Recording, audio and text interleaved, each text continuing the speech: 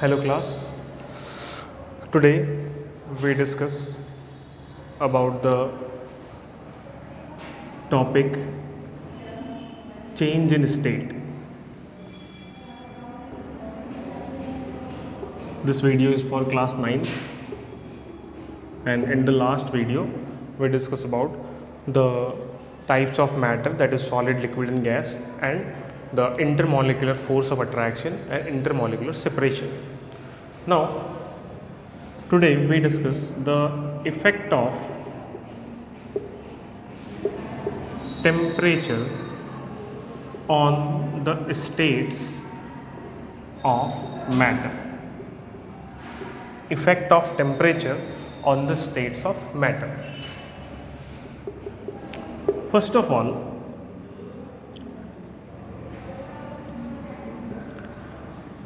if this is a solid structure,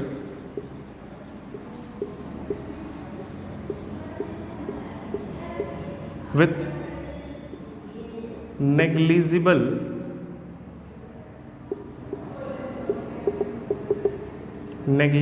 gap or no intermolecular separation, you can write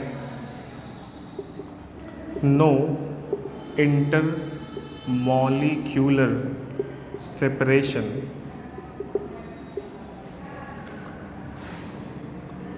when you apply some temperature or heat, then this separations increases due to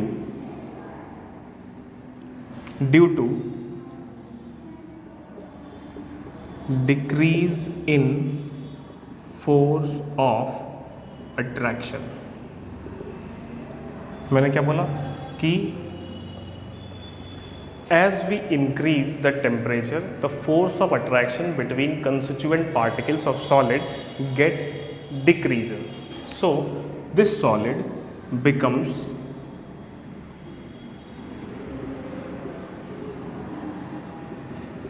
liquid. This solid becomes liquid. In the same way, when you increase temperature again,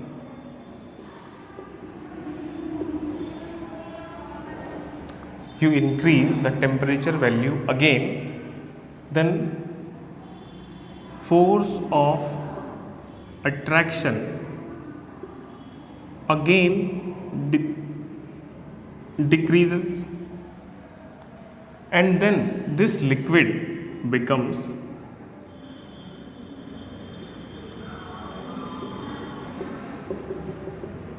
gas.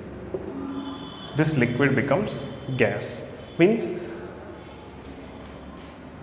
as temperature increases, separation between particles also increases. Means temperature is directly proportional to the separation between particles. Okay, temperature directly proportional to the separation between particles. So when we increase temperature, a solid material converted to liquid, and then liquid further converted to gas.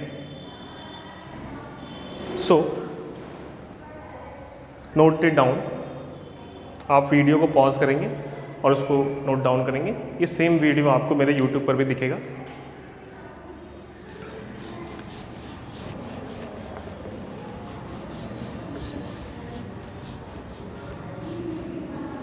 So one thing is clear, that solid on heating form liquid, and liquid on heating form gas. But sometime solid on heating can also form gas. So these are the three primitive cases solid on heating gives liquid, liquid on heating gives gas, and solid on heating gives gas also. Now, this process, solid converted to liquid, is known as melting. Liquid converted to gas is known as vaporization. And solid converted to gas is known as sublimation. So we have three different types of process: melting, vaporization, and sublimation. Melting, vaporization, and sublimation. Now all these processes are due to heat only, or you can say temperature, due to heat or temperature. So by increasing temperature or by increasing heat, you can perform melting, vaporization, and sublimation. Now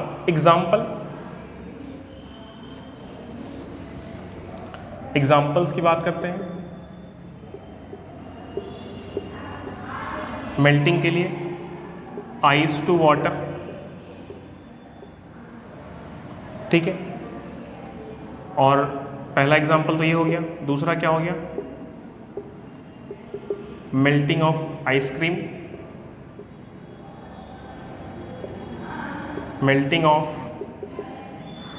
chocolates,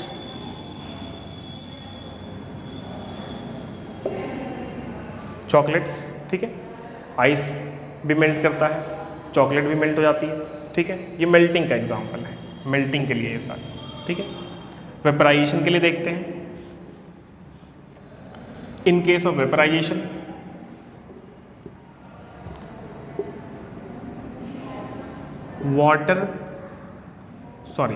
formation of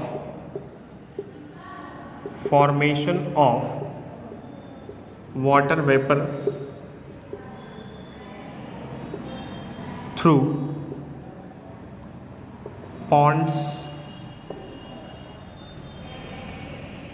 lakes, or any water containing pot. अगर हमारे पास कोई pot है जिसमें क्या है, water present है, तो वहाँ पर क्या हो रहा है? वेपराइजेशन हो रहा है. लिक्विड से गैस में कन्वर्ट हो रही हैं चीज़ें, ठीक है. यहाँ पर एक नया टर्म आता है, इवेपोरेशन. इसके बारे में हम आगे बात करेंगे. जैसे कोई क्लॉथ है, हमने इसको यहाँ लटका दिया है, यहाँ पर कोई क्लॉथ लटका हुआ, और ये क्या है? वेट है, डंप है, गीला है, ठीक है. जब इस पर सनलाइट पड़ेगी, जैसे कि अगर ये सनलाइट है, जब इस पर सनलाइट पड़ेगी तो ये क्या होगा? आफ्टर सम टाइम ये ड्राई हो जाएगा. क्यों हो जाएगा? बिकॉज इसमें जितना वाटर था वो सारा कहाँ गया? निकल गया, उड़ गया यहाँ से वाटर निकल के, ठीक है. इस प्रोसेस को बोला गया evaporation. So evaporation is somewhat different from vaporization, ठीक है. उसके बारे में आगे बात करेंगे. सब्लिमेशन की बात करते हैं.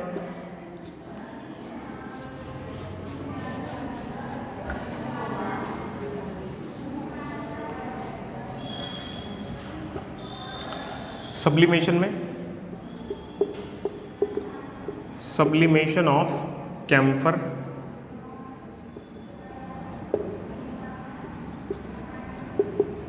Naphthalene balls and iodine. देखिए कैम्फर क्या होता है? इसको नॉर्मली कपूर कहा जाता है, ठीक है, जो कि हम पूजा घरों में इस्तेमाल करते हैं, ठीक. उसमें क्या होता है? वो सॉलिड होता है, उसको जैसे ही जलाते हैं वो वेपर बन जाता है, उसका कोई लिक्विड स्टेट नहीं आता. Solid directly converted to gas, solid directly converted to gas. There is no any liquid state, liquid state नहीं है यहाँ पे कोई, सॉलिड डायरेक्ट गैस बन गया. That is called sublimation. For example camphor. Naphthalene balls generally हम घर में यूज़ करते हैं, खासकर क्लॉथ्स के बीच में वाइट कलर की बॉल होती है, उसको नेप्थलीन बॉल कहा जाता है।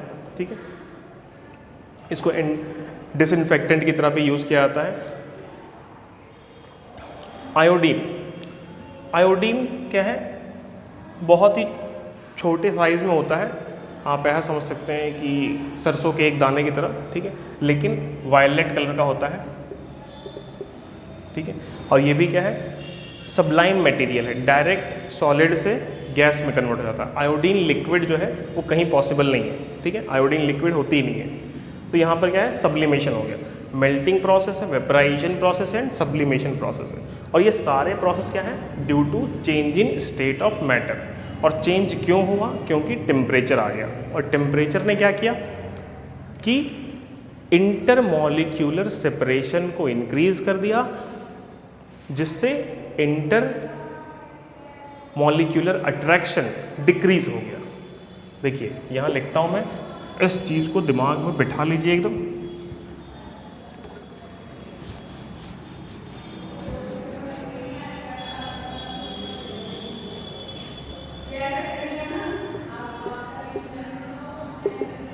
increasing temperature decreases the intermolecular force of attraction due to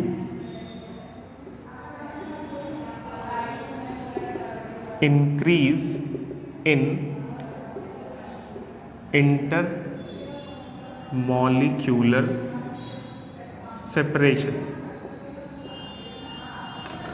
temperature increase करा तो फोर्स ऑफ अट्रैक्शन क्या हो गया, डिक्रीज हो गया। क्यों डिक्रीज हो गया, क्योंकि उसके बीच का इंटरमॉलिक्यूलर सेपरेशन इंक्रीज हो गया। अगर और डिटेल में जाना है कि ये क्यों हो गया, due to extra movement of constituent particles. कहने का क्या मतलब है, ये कोई सॉलिड मटेरियल था, ठीक है, जो कि काफ़ी कॉम्पैक्ट था। ठीक, आपने क्या करा, इस पे टेम्परेचर इंक्रीज करा, फोर्स ऑफ अट्रैक्शन डिक्रीज हो गया। It will becomes like this. ठीक है, फिर क्या हुआ, क्यों डिक्रीज हो गया, क्योंकि पहले जहाँ बिल्कुल भी सेपरेशन नहीं था दो मॉलिक्यूल्स के बीच में, अब वहाँ एक सेपरेशन है। ठीक है, सेपरेशन हुआ तो क्या हो गया, the molecules becomes free to move in all the direction. molecules becomes free to move in all the direction, so that the energy increases. And a very basic concept related to energy is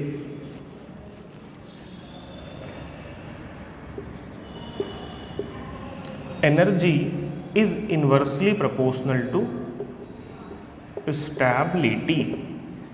energy जैसे जैसे बढ़ेगी stability कम होती जाएगी। Suppose क्या है, एक playground है, suppose football का है, ठीक है।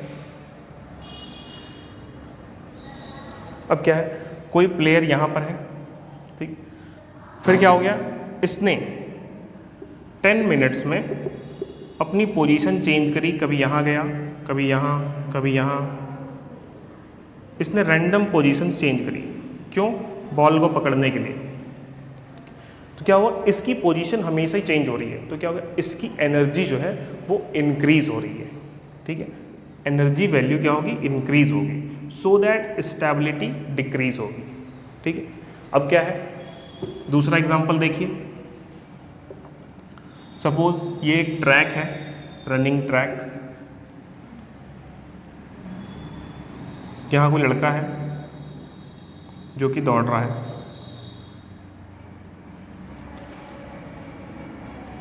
ये जितनी देर तक दौड़ता रहेगा, इसमें से क्या हो गई, एनर्जी इसकी बाहर निकलती रहेगी। एनर्जी बाहर निकलती रहेगी और वो क्या होगा, फाइनली थक जाएगा। ठीक है, स्टेबिलिटी गेन करने के लिए रुक जाएगा। ठीक, एक टाइम ऐसा आएगा जब ये क्या हो जाएगा, रुक जाएगा। इस टाइम पे इसकी एनर्जी जो है this will minimum and the stability will be maximum.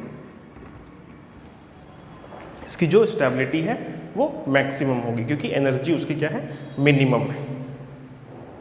Okay, so this is all about the change in state due to increase in temperature. So in the next class we will discuss a new topic. Okay guys, thank you very much.